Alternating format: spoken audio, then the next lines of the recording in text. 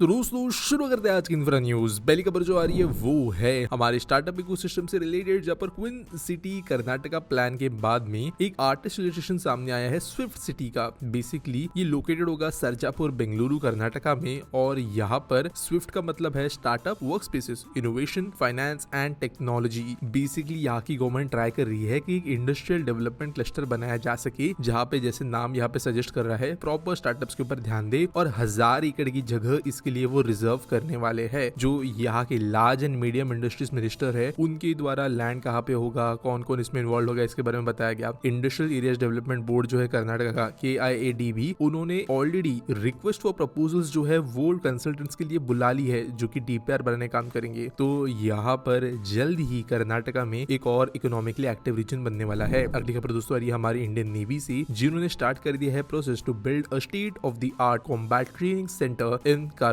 तो दोस्तों कर्नाटका के सी साइड लोकेशन पर ये मौजूद है, और समझ सकते हो आप यहाँ पे हम हमारे मार्कोस कमांडोज स्पेशल फोर्सेस जो है उनकी ट्रेनिंग के लिए एक फैसिलिटी होगी। लेकिन एक अनोखी बात यहाँ पे ये भी है कि कुछ हमारे जो फ्रेंडली फॉरेन कंट्रीज है उनके फोर्सेस को भी यहाँ पर हम ट्रेनिंग दे सकेंगे। 75 एकड़ के लैंड पर ये ओवरऑल मौजूद होगा। यहाँ पे एनहांस ट्रेनिंग लोगों को मिल पाएगी, और ना सिर्फ यहाँ पे हमारे नॉर्मल ऑपरेशंस की ट्रेनिंग होगी, लेकिन टेररिस्ट से फाइट करना, पायरेसी से डील करना, इनकी भी ट्रेनिंग होगी। यहाँ पे मल्टीपल सिमुलेटर्स होंगे, मॉड्यूलर बिल्डिंग्स होगी, मल्टी लेवल किल हाउस होगा, ऑयल रिग का एक मॉकअप होगा, एक शिप का मॉकअप होगा, पूल होगा जहाँ पे वेव जनरेशन हो सकेगी सी की तरह, एक अर्बन सेंटर का मॉकअप होगा, विलेज का मॉर्गेट होगा, ऑब्स्टिकल कम जंगल फायरिंग रेंज होगी। तो ऑब्वियसली एक बहुत ही अच्छे हाई क्वालिटी का यहाँ पे state of the art training centre बनने वाला है। अगली खबर दोस्तों रेलवे सी, जहाँ पर 51 किलोमीटर लंबे Pushkar Merta rail line project के लिए जो सैंक्शन मिला था फरवरी में, वो काम अब शुरू हो गया है। तो इस साल फरवरी 2024 में 799.64 करोड़ का पैसा अनाउंस किया गया था लैंड एक्विजिशन के लिए। तो वही लैंड एक्विजिशन अब शुरू हो गया है। तो देखा जाए रेलवे की स्पीड से तो काफी देरी हुई है, लेकिन एटलीस्ट काम अब शुरू हो गया है। और एक रिटर्न रिप्लाई के अंदर ये पता चला, जब राज्यसभा में सवाल पूछा गया था, तो इसके वजह से अभी ये जो लाइन है 51 किलोमीटर की लंबे समय से अवेटेड, इसका एक्चुअल काम जो है आगे बढ़ता हुआ नजर आएगा। अगली खबर दोस्तों ये रांची से, जाके हेल्थ मिनिस्टर ने कहा है कि वो स्टेट के अंदर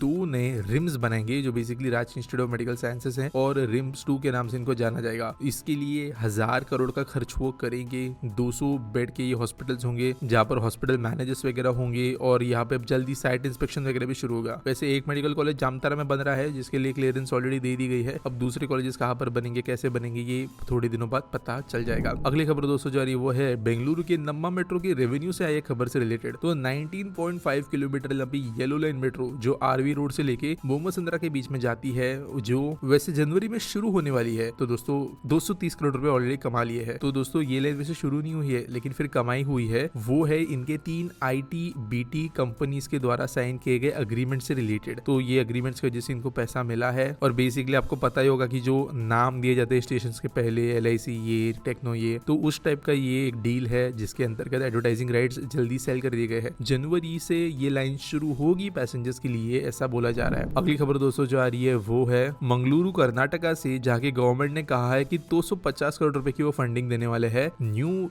कोस्टल डेवलपमेंट के लिए। तो यहाँ पर बेसिकली एक नया बोर्ड बनाया गया है, जो प्रॉपर कोस्टल डेवलपमेंट पे ही ध्यान देगा, बीचेस को, टूरिज्म रिलेटेड एक्टिविटीज को बढ़ाने के लिए काम करेगा। तो इसके लिए कुछ नई पॉलिसीज वगैरह भी बनाई गई थी, जिसके ऊपर अब काम शुरू हो गया है। वैसे कहा जाए तो 3 करोड़ का फंड अब तक दिया गया है, तो इतने में तो कुछ ज्यादा होगा नहीं, लेकिन एटलीस्ट काम शुरू हुआ है। अगली खबर दोस्तों ये नोएडा से, जहाँ पर ग्रेटर नोएडा वेस्ट में रहने वाले रेसिडेंट्स को ट्रैफिक से थोड़ी राहत मिल सकती है, क्योंकि जो ग्रेटर नोएडा अथॉरिटी है उन्होंने डिसाइड किया कि जो एक मूर्ति चौक है नोएडा वेस्ट गोइंग थ्रू, जिसका डेवलपमेंट प्रोसेस ऑलरेडी चल रहा है, इसको कन्वर्ट किया जाएगा छोटे राउंड अबाउट के अंदर। तो अब ये बड़े एरिया के अंदर मौजूद एक चौक है, इसको कन्वर्ट किया जाएगा कुछ छोटे एरियाज के अंदर, जहाँ पर कुछ राउंड अबाउट्स होंगे। तो अगर रोड डिजाइन के हिसाब से देखे और अगर ट्रैफिक फ्लोइंग के रिसर्च के हिसाब से देखे, तो छोटे इस तरीके के शेप जो है ज्यादा बेहतर बन सकते हैं ट्रैफिक को कर्टेल करने के लिए। अब देखते हैं किस तरीके से ये फंक्शन करते हैं और कितना इसका इफेक्ट होता है। अगली खबर दोस्तों जो आ रही है वो है राजस्थान से, जहाँ पर 30,000 करोड़ के इंफ्रा प्रोजेक्ट जो है नितिन गडकरी जी ने अनाउंस किए हैं। बात करें मेजर प्रोजेक्ट्स की, तो 6,500 करोड़ का जयपुर रिंग रोड है, 6,800 करोड़ का कोटपुल्ली टू आगरा ग्रीनफील्ड हाईवे है, 12,000 करोड़ का जयपुर किशनगढ़ जोधपुर अमृतसर ग्रीनफील्ड हाईवे है, 538 करोड़ का एलिवेटेड रोड है फ्रॉम रायपुर टू जसखेड़ा इनपाली, और 1400 करोड़ का रोड कंस्ट्रक्शन है फ्रॉम नागपुर टू नेत्रा। इसके अलावा 500 करोड़ की कुछ बाईपास है, है जो शिखर, लक्ष्मणगढ़, फतेहपुर के पास में होंगे 1400 करोड़ के, और झुंझुनू, छिवा, छिंगाना, पचेरी रोड का कंस्ट्रक्शन भी यहाँ पे होगा। तो ऑब्वियसली यहाँ पे एक बड़ा बूस्ट है राजस्थान के रोड्स के लिए। अगली खबर दोस्तों NHAI से, जिन्होंने कहा है कि हाईवे सेफ्टी को इंप्रूव करने के लिए वो कुछ नए सर्विसेज अनवेल कर रहे हैं। तो इन्होंने एक नया अपग्रेडेड इंसिडेंट मैनेजमेंट सर्विस शुरू की है, जहाँ पर एक गाड़ी लॉन्च की गई है जिसका नाम है राजमार्ग साथी। ये पेट्रोलिंग व्हीकल होगी, यानी ये पर्टिकुलर रोड स्टेज पे कंटिन्यूसली आ जाते रहेगी, पेट्रोलिंग करेगी। और यहाँ पे कई टेक्नोलॉजिकल इंप्रूवमेंट्स किए गए हैं, कंपोनेंट्स अच्छे हैं, मैन पावर रिक्वायरमेंट्स को कम किया गया है। और बेसिकली अगर कोई मोटर एक्सीडेंट होता है तो उसको क्विकली जो है एड्रेस करना, कंडीशंस को मॉनिटर करना, प्रिवेंटिव केयर लेना, इक्विपमेंट की स्टोरेज करना, ये सब चीजें इस गाड़ी में दी गई है। आज के आस पिटी सवाल के बारे में बात करें तो इट्स सार्थक पूछते हैं, what are the updates on eastern waterfront project in Mumbai, is it happening or is it in ठंडा बस्ता नाउ। तो देखो यार, ठंडे बस्ते में ही है। तो ईस्टर्न